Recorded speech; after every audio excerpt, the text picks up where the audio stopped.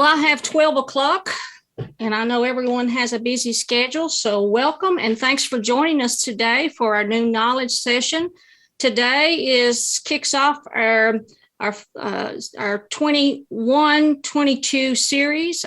So glad you could join us. My name is Sandy Ratliff. I'm with Virginia Community Capital, and if you're not familiar with us, we are a community development financial institution providing lending, finance, investing, and community innovation services. And I know Virginia Community Capital is extremely happy to partner with the Washington County Chamber of Commerce, the Virginia Highlands Small Business Incubator, and the town of Abington to present these sessions bi-weekly. And if this is your first time, where have you been? We've been doing this since 2014. As part of the Washington County Business Challenge to help our competitors. And we have opened this up to all of Virginia. So wherever you're at, thanks for joining us. Just a little housekeeping. Today's session will be recorded for training and educational purposes. And we have, in order to keep the webinar flowing, we have muted everyone. However, if you have a question for our presenter or any of us, please post those in the Q&A section or in the chat feature. Today, I'm extremely pleased to have Jonathan Everton to lead our session. And today's session will focus on Microsoft Office. I told him I'm ready to learn a lot because I have lots of questions, but I'll let you all go first. If you're not familiar, and if you've not been using Outlook for a long time, it's probably one of the most famous applications for reading emails, managing calendars, and connecting with people. Jonathan's going to share with us some tips on how to use that better and to its full capacity. If you're not familiar with Jonathan, he is with Aegis IT, located in Kingsport, Tennessee. He's been full-time in the IT industry since 2004, when he started the company in 2012. In the rare moments that he's not in front of a computer, he loves playing board games and watching Netflix with his wife and son. Jonathan, welcome, and I look forward to your session today. Awesome. Thanks, Sandy. I always enjoy being here to present. All right, so I'm ready to share my screen. It won't let me at the moment. There we go. All right, so.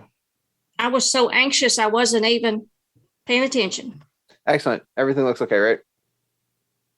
Yes, it does. Excellent. Okay, so today, Jonathan Everton with Aegis IT. We provide quality IT consulting and business solutions founded on personal character and integrity. I'm going to spend this session talking about Outlook, talking about some tips and tricks. It's a big program. It can do quite a few things. And I want to bring to you some things that will help improve your productivity, help make your life easier if you're using Outlook. Outlook is not the only email client that's out there. Thunderbird is popular. Gmail, just using the direct Gmail web interface, is extremely popular. If you have, say, an iPhone or an Android, then they have their own mail clients. But when it comes to desktops, when it comes to businesses, Outlook tends to be the 800-pound gorilla when it comes to email. So just real quick, my background, I have been fixing computers since the 90s. My dad brought home a computer in the late 80s, and I was immediately enamored with it. Fixing computers and especially doing IT support is something that's both a passion and a hobby. I started in enterprise IT in 2005, so I've now been at this for 16 years in a professional environment, and started Aegis IT in 2012. It's been my dream to work for myself for a long time and have been extremely thankful and proud to have that opportunity and be successful.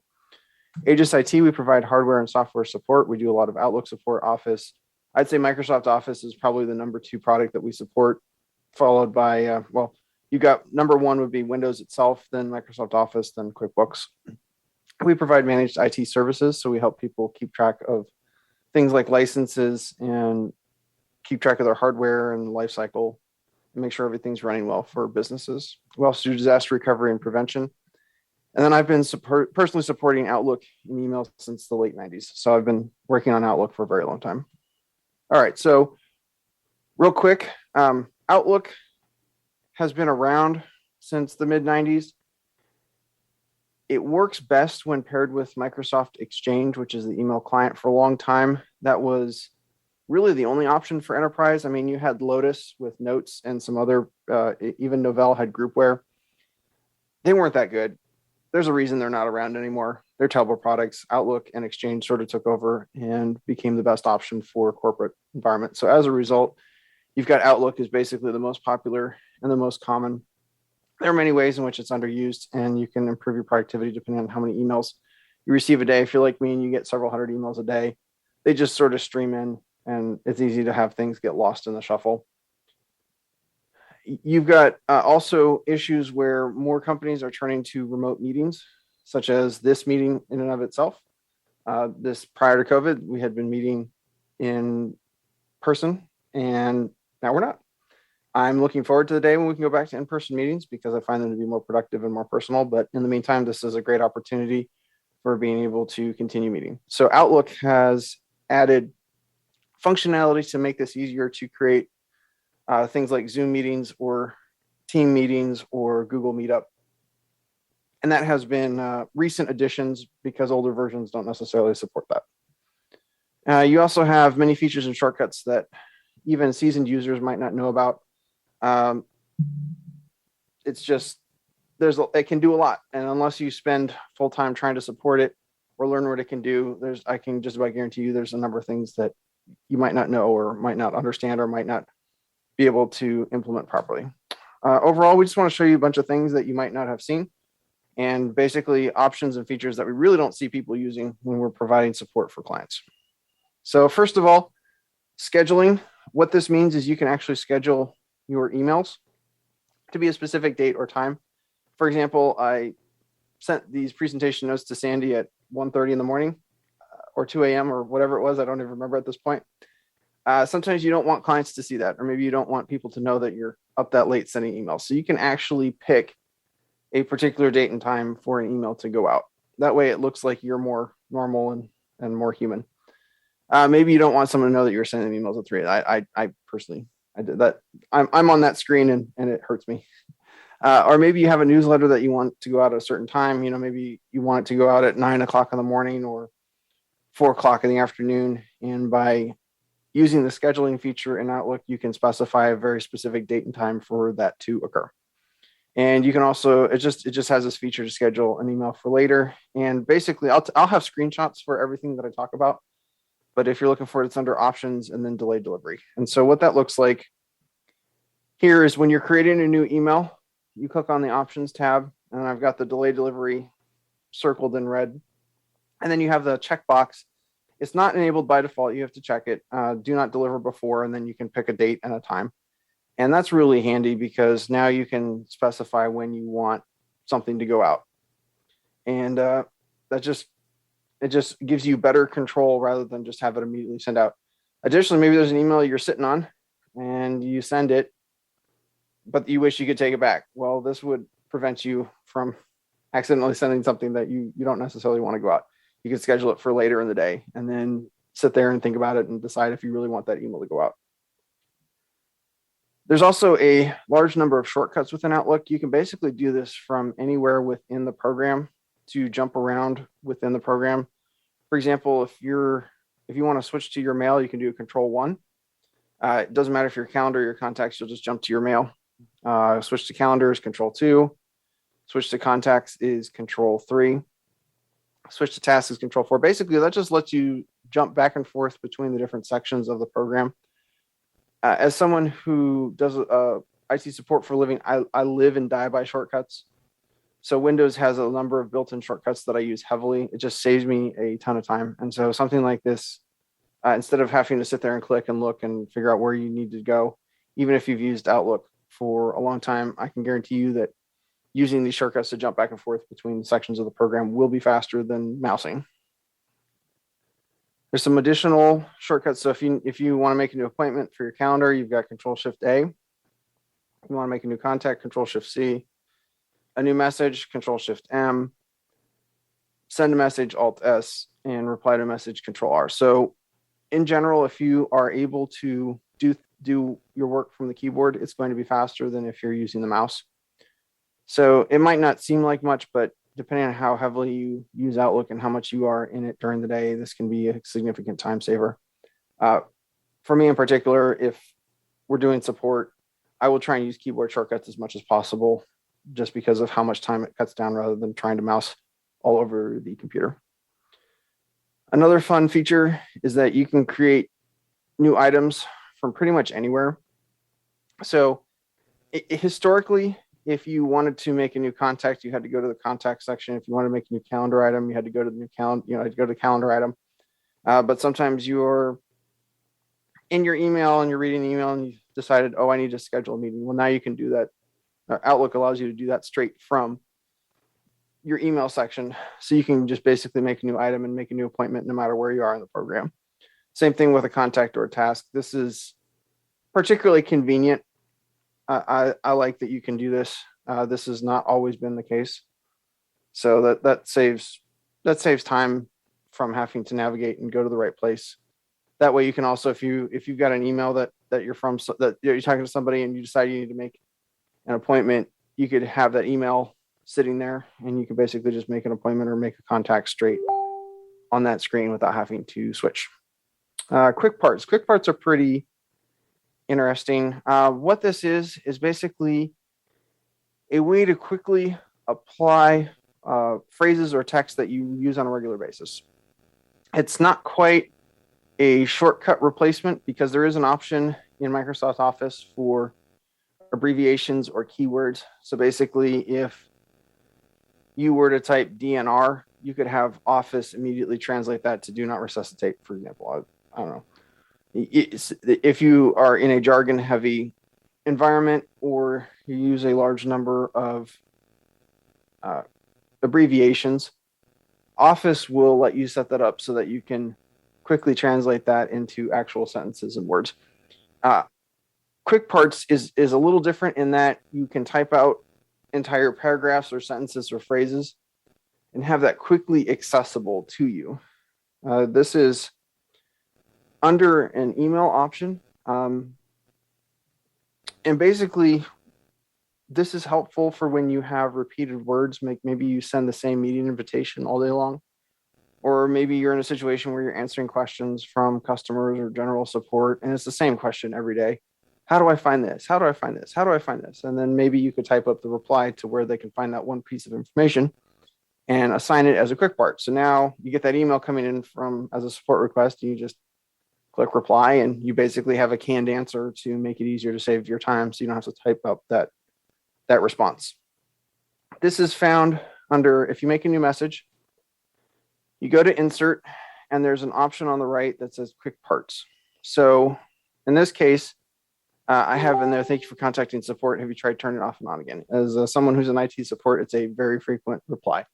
It's something that is both a joke and true at the same time. So in this case, instead of typing that out, I could just click and that text is inserted into my email. So you can see that there's a button down below that says save selection to quick part gallery. Basically, you could type up whatever reply you wanted to, highlight it, and then save it. There's also auto text, which is down below. There's a slightly different feature that gets into abbreviations and automatic replacements. But in this case, you could have a whole list of quick parts, especially for common questions and common answers. This is great for scenarios where you're sending the same thing over and over. View settings. View settings basically let you change the overall display of emails. This is powerful in that you can change the colors and formatting. You can make it look different depending on who the sender is, if there's a word or a phrase in the subject, or something in the email itself. You could make emails that have attachments come up with a certain color. You can make emails sent before this particular time or date have this coloring over here. It's extremely detailed and extremely involved in terms of what you can do. You can also change which columns are displayed. The default view has like 5 or 6 columns: who's it's from, what's the subject, what date it was sent, what time it was sent. Sometimes there's flags, sometimes there's categories. But there's another 20 or 30 different columns that you can make Outlook show depending on what you need. Sometimes people use categories You can make it show whether you replied to it. There's a large number of columns that are not there by default. So changing the view will let you see more information about those emails. Now, keep in mind that the more columns you add, the more compressed it gets. So if you have 30 columns, they're all going to be extremely tiny because they're not going to show up very well. So it's just something to keep in mind. And I've got a couple of screenshots related to this. In the next one, in the second screenshot in the series, you'll see that I changed all emails that have the word order in the subject line to be green. This will affect, something that says an Amazon order confirmation or a Dell order confirmation or a FedEx notification or some other vendor. UPS tells me that something's been delivered or an order has been shipped. Basically, it lets me, by doing something like that, it would let me quickly see which emails have orders and what the status is. So maybe I'm going back and trying to find when did I actually order this particular computer from Dell. Well, now I can just quickly scroll through and look for the green emails if I wanted to.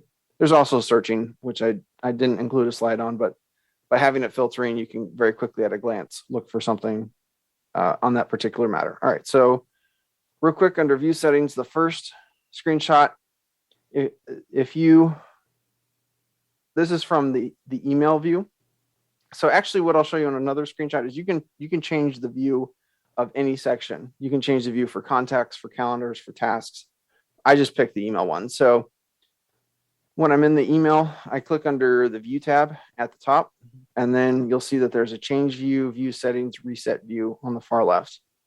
And so in this particular case, I said view settings, and it pops up this view settings page. This shows you which columns you've got selected. You can group by something like who the sender is. You can group by date. You can group by attachment size. Then you could also sort it by when it was. In this case, I sorted it by received descending. So my newest emails are at the top. Some people like the newest emails at the bottom. There's any number of filters that you could set. There's other settings such as, do you want it in the table view like I've got it? Do you want it displayed differently? And then you've got your conditional formatting. So right now I've got bolded emails are the new ones. And I went into conditional formatting to change the settings to make anything with those subject word orders be green. So on the second screenshot, you'll see that these are everything except the one that I just made. They are default. So you've got, can you guys still hear me? Yes, you're okay, good. Sorry, something cut out, and I was just making sure that it wasn't me. Okay, so basically you've got the default conditional formatting with Outlook, your unread messages, your unread group messages, submitted but not sent, expired, overdue. And so you can make your own formatting. So in this case, I clicked on add, I gave it a name, and you'll see that under font, I made it green. And then I clicked on the condition button. And then on condition, I've now typed in the word order, and I've got it in the subject. So what that does is when I apply it, anything with the word order in the subject will now match whatever font I specify. So it'll be Segoy UI 11 point and green. So that means you could also make important emails to be super large. You can make it 30 point, and now all of a sudden they stand out more than the rest of them. So this is the very basic conditional formatting. There's a tab that's advanced, and I'll show you a screenshot of that. And what that means is basically there's an option in Outlook that you can use. You can use it to change the view. So you can change the view based on attachments. You can change the view based on date that it was sent, whether it was replied to. How many people were you sent that email directly, or were you merely CC'd or BCC'd? Any of those conditions, you can create a view on it. It's pretty powerful. You can apply it also to contacts and calendars. You can change the color of a person on your calendar to indicate urgency, for example, or color code all these, HR meetings in red, technical meetings in green. You can go through and do all these different types of view settings. You can also change your color of emails if they were sent to you directly versus something that you were only copied on or carbon copied on. And it's basically just a crazy amount of options So here's this. Let me show you this. Okay, so this is just a quick screenshot. This is all the settings you can filter on, and these are all the settings that you can set under. You can modify your view based on. So this is just the mail. So you've got, was it forwarded, BCC, billing information category, CC, changed by context, conversation created for. It's a long list, and you can also see on this left side that you can apply this to your contact fields, your appointment fields, your task fields, your note fields. It's pretty involved. So depending on how granular you want to get, you can introduce a significant amount of views and changes to your emails and your contacts and your calendars. It's pretty involved. That does mean that there's a large opportunity to, the more options you have, the more opportunities you have to mess something up. So just keep that in mind as you're adjusting your view settings. The nice part is that these are only visual. As long as you don't do something like a rule, which I'll talk about later, you're not deleting anything. You're just changing how it's displayed. So you can't do too much damage under view settings. Although it is possible to hide your email. So you could make it look like you have no email. I have seen that happen before. And thankfully that's just a view setting, and you can reset that. Another important thing that is frequently valuable in the business environment is calendar sharing. So this allows you to share a calendar and see when someone else is available. So for example, us internally, I have my calendar shared with several employees, so that way they can see where I am and what I'm scheduled, and I'm going to be in this location at this time, and if a service issue comes up and I'm in Abingdon and we need to send someone out to Pound or Clintwood or something, it's clear that I'm not going to be able to get there anytime soon because I'm not anywhere near there. So the calendar sharing is quite valuable in that context. And when it comes to Outlook, this is one of those features that works best if you have Exchange, because calendar sharing will work without Exchange, but it's far more clunky. It does not work nearly as well. And so for people who want to share calendars, I'll make sure that they're set up in a certain way just to make it easier for them. What's also great is by using Exchange, it lets you set up shared calendars for resources. Maybe you have a room that is used for presentations. Maybe you have a projector or specific audio-visual equipment that needs to be used, or just anything else. You can actually set up a calendar for that resource and turn it into a shared calendar that people can request use for without having to have a paper sheet to know when it's available. It's very helpful for being able to share resources among a team. You can request and schedule a room. You don't need to worry if a room is free when you go to have a meeting, and then if someone forgets to register, well, guess what? They forgot to register it, and now you've got your registration there. Additionally, when it comes to sharing your calendar, you can share all the details, meaning someone can see everything about that calendar appointment. Alternatively, they can see just the name of the appointment or simply see that you are free or busy at that time. So for example, depending on whether you want someone to know what's happening, in this case, on my calendar, I've got it shared that it shows that I've got a presentation from 12 to 1, well, really 11:45 to 1, but then I've also got a meeting at 2 that is set to simply show free busy, because it's something that I need them to know, that I need my employees to know that I'm busy, but I don't necessarily want them to know what that appointment is. It's just a personal appointment that's really none of their business. Whereas most of the time, most of the time I'm sharing things on my calendar, they get to see all the details because I want them to know where I am and what I'm working on. Additionally, with multiple calendars, you do have some options for how to view that. You can either overlay the calendars on top of each other, or you can have them show up side by side. It depends on really how many calendars you have. With only a couple calendars, and by that I mean if you've got anywhere from 3 to 5, side by side is okay, overlay is okay. If you start adding more than 5 calendars, it's not going to look that good. It's going to get real messy really fast. So you can also selectively show whether or not you want a calendar on your list or to pop up. So if you've got 20 calendars that you can show, you might only want to look at 3 at a time. And you can selectively enable them or disable them, which is also very nice. This all functions best with Exchange. Gmail does offer similar features, but those work best when you're using Gmail on the web browser. You can hook up Gmail to your Outlook and it'll work. It just doesn't work with the calendar or the contacts as well as if you do it through the web version. So what that looks like, I've got a calendar on the left, which is my personal calendar. And I've got what I set up was basically a room calendar. On the right is essentially a resource calendar. So you can see that this is the side-by-side method. You can see that they're both side-by-side, and you can use that to potentially schedule meetings, or it's just one representation on how to view both calendars at the same time. In contrast, this is the overlay method. So you can see that I can either show or not show both calendars, and you'll see on Wednesday that there's 2 different items. You'll see that the one, and I should have picked different colors, they don't show up nearly as good as I had expected now that I look at it this way. But if I had better distinguishing colors, you could see that the one appointment at 12 is one color and the one appointment at 2 is a different color. And that represents which calendar they're associated with.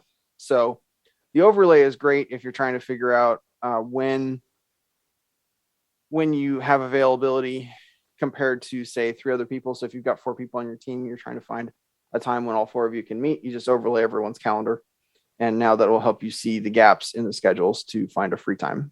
There's also opportunities to request. There's a feature in there that I didn't put a separate slide on, but you can also use a request and try and get calendar requests for other people when you have a shared calendar.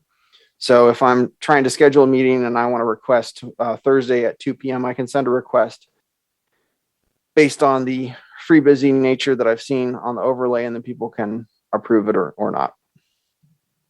All right, so let's talk about rules and alerts. Rules are powerful email management options. Basically, whereas views only show or hide, rules actually do something. So you have great opportunity to significantly mess up your mailbox if you implement a rule wrongly. So this can be used to dump emails into certain folders. For example, if you've got a folder for FedEx, you could have a rule that says anything with the from being FedEx goes into this folder. And you can use it to bypass your inbox entirely. You can also use it to forward it to someone else. So maybe something that is a receipt, you want it to automatically forward to your accountant or CPA or bookkeeper. You can write a rule that says anything, from this particular person or this vendor gets automatically forwarded to this person. You can also use it to automatically delete emails. And this is where things can get pretty scary. So you can use a rule to automatically delete emails based on a certain criteria. We do see this in the context of compromised mailboxes. So essentially what will happen is the rules have the same filtering options as the view settings. So all those options that you saw on the advanced view setting, you can use to delete emails or move them or forward them or any of the other actions. You can apply rules based at that level. So that also gives you a significant amount of options as well as a significant amount of opportunities to really mess things up. So the rules, and what we'll see is if someone has a compromised mailbox, it's not uncommon for the hacker to write a rule that either deletes all their email or deletes certain emails, or basically they don't want them to see the replies to the scam emails that they're sending. So rules are a frequent way of controlling what the compromised person sees in their inbox after the compromise occurs. So one example is a person hacked into basically, we'll call it the CEO of a company, and they sent an email, the hacker sent an email to the CPA that they wanted this particular invoice paid. It was a fake invoice, it wasn't legitimate. But they also CC'd 2 other people within the organization for credibility. And there was a rule that was written that when these criteria matched, meaning an email that came back from the bookkeeper that included these other 3 people was to get deleted automatically. So that way, all the other emails went through perfectly fine, but the reply to the email for the invoice payment, or the fraudulent invoice payment, would not be seen by the person who had been compromised. It's pretty sophisticated and extremely effective. In this case, nothing went through, but had someone been less diligent in doing their due diligence, then that could have very easily gone through because no one knew what was occurring because of the rule. So you find rules and alerts by, if you're in your inbox, you click on the home tab and the rules are on the far right. And then you have all these options. You can move an email with, from someone with specific words. You can make a special alert pop up. So maybe you get an alert from, an email from your boss. You want a different email notification alert to play versus the regular Outlook notification alert to play. You can have it play. You can have the alert apply on messages you send versus messages you receive. So there's any number of options. This is just the very basic rules wizard. You can bypass the wizard and go straight to the hardcore rules after that. Additionally, if you've got an email that you want to do something directly to, you can always right click on that email and there's a section that says rules. And now you can create a rule or manage a rules and alert based on either the sender or based on who it was sent to. So you can see that in this case, I received an email from Malwarebytes and it was sent to an email alias that I use just for that vendor. I could create a rule based on Malwarebytes sending me something, or I could create a rule based on the email address that they sent to, or I could just create a whole separate rule entirely based on some other criteria that I want. Hey, Jonathan, I just want to remind everyone that if you have a question for him at any time in the session, post those in the Q&A, and we'll be sure that those are going to be addressed at the end. Absolutely. Outlook plugins. Outlook allows the installation of third-party plugins to do even more things with Outlook. It's really great, actually, when they work. They don't always work. Common plugins are options like Google Meet and Zoom. You can also have other plugins like specialized spell checkers or advanced task assignment software. Asana is a task assignment software that you can use if the basic Windows or the basic Outlook tasks don't work well enough for you. Some can be installed on standalone Outlook. Others, like Zoom, require Exchange, or you have to use Outlook Web Access. For the purpose of this presentation, I did install the Zoom plugin on my Outlook Web Access, and so I've got a screenshot of that. The account that I've been using for generating these screenshots is not Exchange enabled, and so I was not able to put that into my Outlook client itself. It'll work fine. It's when it comes to something like Zoom, you're going to want your IT person to install that. It's not exactly end user friendly to get that working. So Google Meet is basically a competitor to Zoom. It lets you do a meeting right then and there. In this case, this is just what my add-ins look like. You can see that I've got a Google Drive Outlook add-in and a Google Meet Outlook add-in right below. There's a few others in there, but this shows you that I've got that installed on this computer, and it's for Outlook directly. What that looks like is if I create a new email under messages, I've got an option on the far right that says insert using Google Meet. And so when I click that, it automatically generates a meeting number.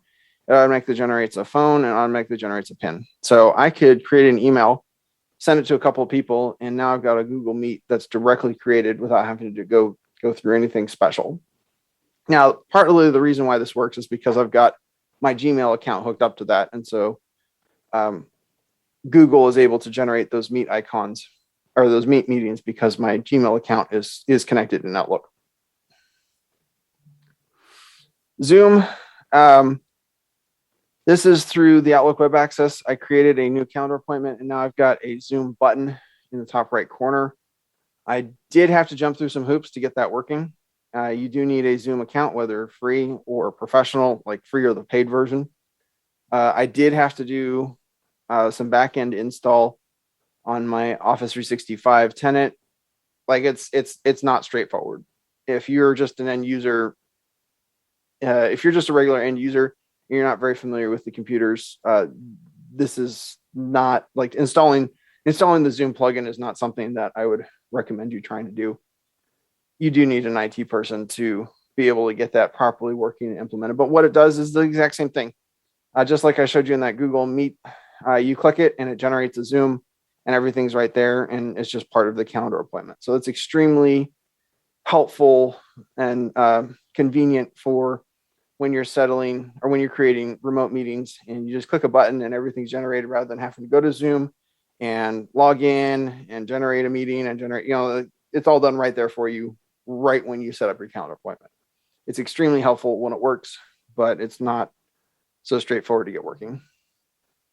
So just real quick, there's many other there's so many other features that we could talk about, but I wanted to pick some of the common ones and some of the ones that we think would be helpful that don't necessarily get much use. There's just a lot of features that I don't see people using. Some of them save time while others make it easier to collaborate. You've got other features beyond what we covered. By default, for example, it doesn't show the from, it doesn't show blind carbon copy. You have to enable those. You can insert charts. You can pull information from other sources. There's just so many other things that we could cover when it comes to Outlook. Just remember that many of these features work best when used in conjunction with Exchange. There's plenty that you can do without having an Exchange account, but some of those things like Zoom, it's not going to work on a standalone version of Outlook. You have to have Exchange connected for that Zoom plugin to work. Other things like opening up additional mailboxes, it doesn't necessarily work that well without Exchange. I didn't have a slide for it, but if you've got a mailbox that you need to see multiple people to see, you can have that open right there in Outlook.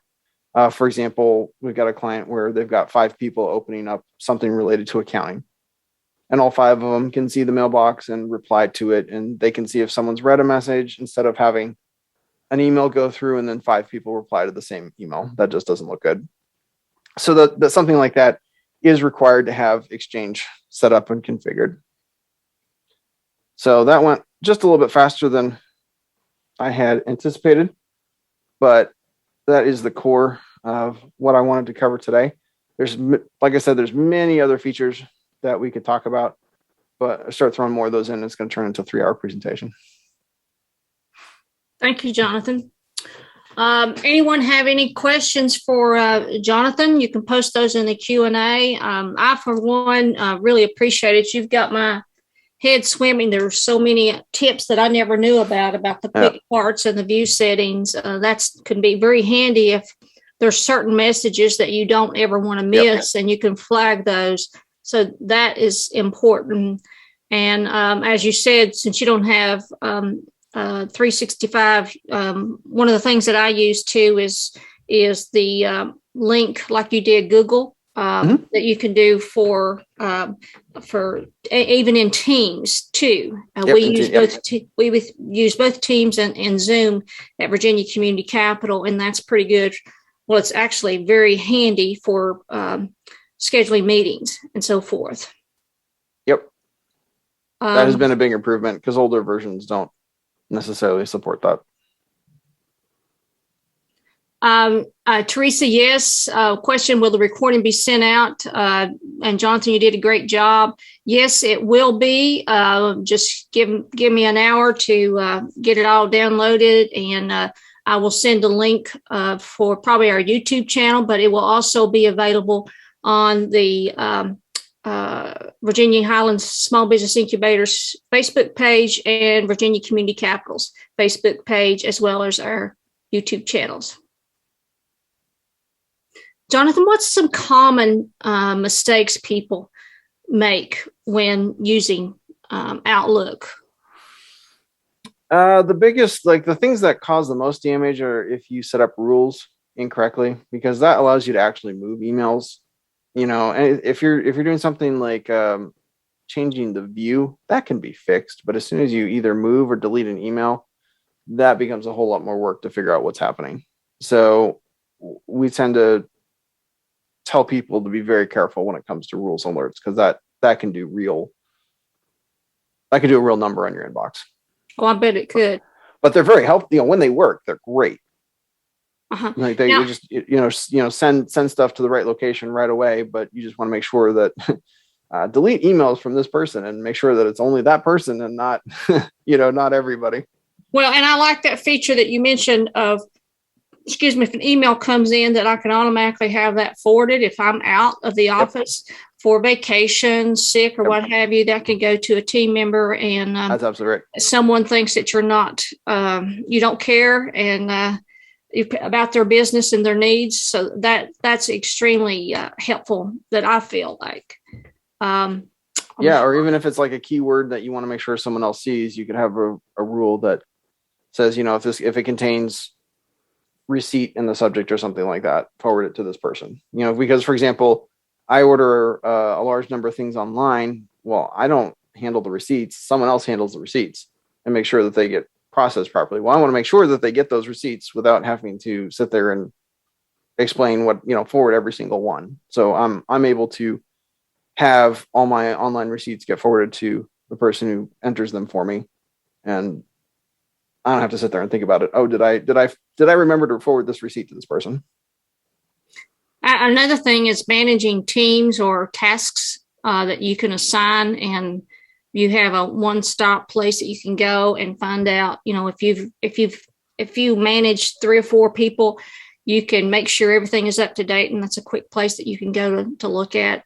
I didn't touch on tasks. That the Outlook tasks is not nearly as strong of a feature as some of the other platforms. Part of the reason is because if I create a task for somebody, they have to accept it.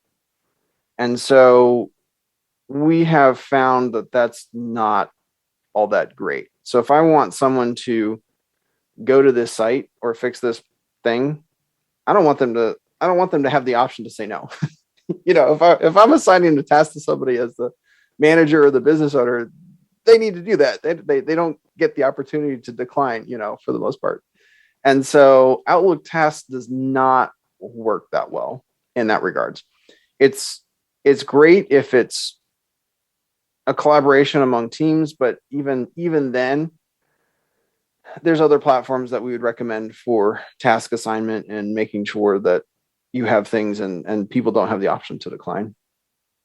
So that's why I didn't include it as a slide. And I'm just not, for as long as they've been doing tasks, it's not that great of a platform for it, unfortunately. We had John Bowling said the presentation was loaded with great information. Can you have him back again? Actually, he will be back on September the 29th doing a session on iPhone tips and tricks. For those of you that carry these things around everywhere, it's connected to your body, and there's probably features that you are not taking advantage of. He will be back for that.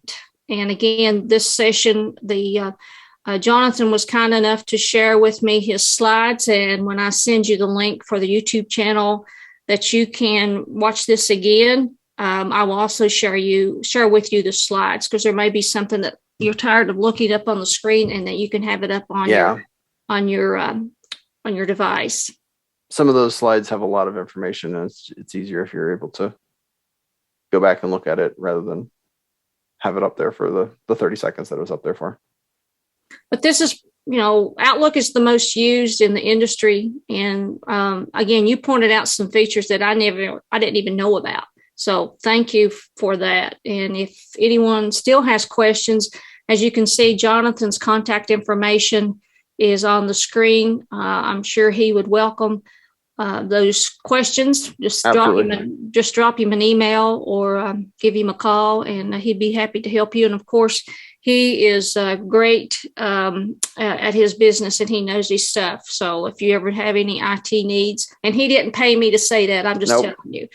And we couldn't do this program without folks like Jonathan, who share their expertise and their training and so forth with our small business and organization. So, Jonathan, thank you for doing that, because that's money out of your pocket or time away from your business and customers. So I really appreciate that.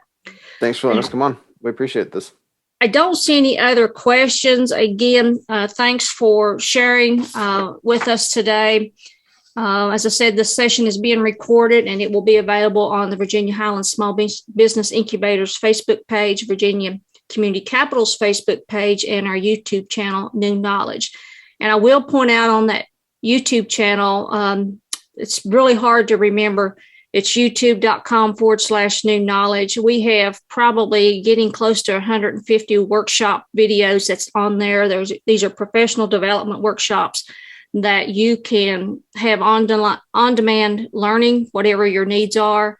And we have some great lineup of upcoming sessions in the months to come too. That I think you'll find very, very helpful. I just want to put in a plug for our next session, which will be held on September the 15th. This session will be focused on recruiting and retaining employees, and will be presented by Rex Carter with Universal Fibers in Bristol, Virginia. I hope you can join us. And if you have any questions or if there's other training that you need, reach out to us and let us know. And Teresa, I got your chat. It's the address is youtube.com/noon knowledge, and they will be on that address when I send you the email follow up. Nita Farmer with the Washington County Chamber of Commerce, one of our hosts on this. Nita, if you're still with us, would you have anything you'd like to say?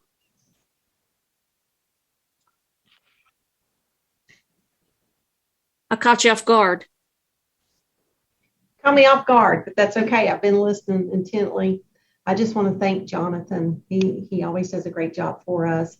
Always looking forward to different things he's going to provide for us. So thank you again, Jonathan.